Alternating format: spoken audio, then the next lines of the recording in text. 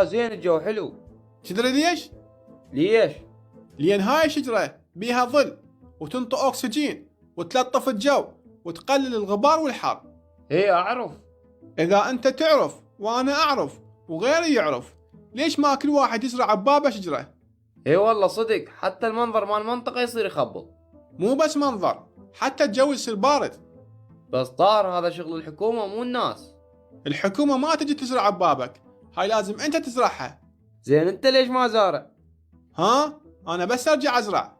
طاهر بس تخيل اذا كل بيت زارع ببابه شجرة كبيرة، تخيل ايش راح يصير المنظر. شوف حياوي، احنا صح شمسنا قوية وصح كهرباء ضعيفة وما عندنا، بس احنا هم مقصرين بزرع الأشجار ومنطقتنا صارت تقول صحراء. بس لا تنسى هم ماكو مجال واحد يزرع شجرة كبيرة بالباب. مو إلا شجرة، ازرع ورد وخلي المنطقة تصير حلوة. تدري طاهر، لو الشعب يتثقف وكل من يزرع ببابه وما يزبد، يصير احلى بلد بالعالم. قوم خلنا ناخذ الدراجة ونكمل طريقنا، وبس نوصل نزرع ببابنا ورد وأشجار. يلا قوم.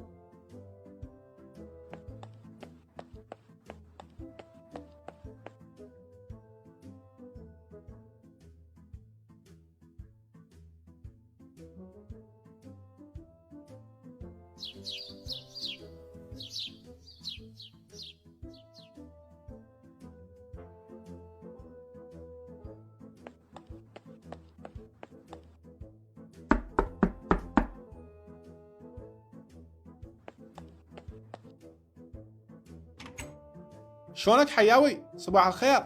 هلا طاهر، هلا صباح النور. حياوي، اليوم الطوهة درجة الحرارة 53. ايه اعرف. اجيت اسأل عنك، شنو الفرق من كنت ما زرع شجرة وهسه من زرعت؟ صراحة الفرق كلش كبير. شنو الفرق قل لي؟ كان بيتي نار والشارع هم نار، هسه اثنيناتهم باردين. وبعد شنو؟ الجو تلطف وقل الغبار وزاد الاكسجين. وبعد شنو؟ المنظر مال الشارع صار كلش حلو. وبعد شنو قل لي؟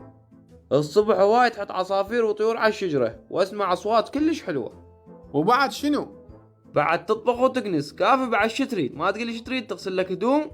بس الله عليك، صار كل شي حلو والحر راح له لا؟ اي والله صار كل شي حلو والحر راح، ويا ريت الكل يزرع ويدعم الطبيعة.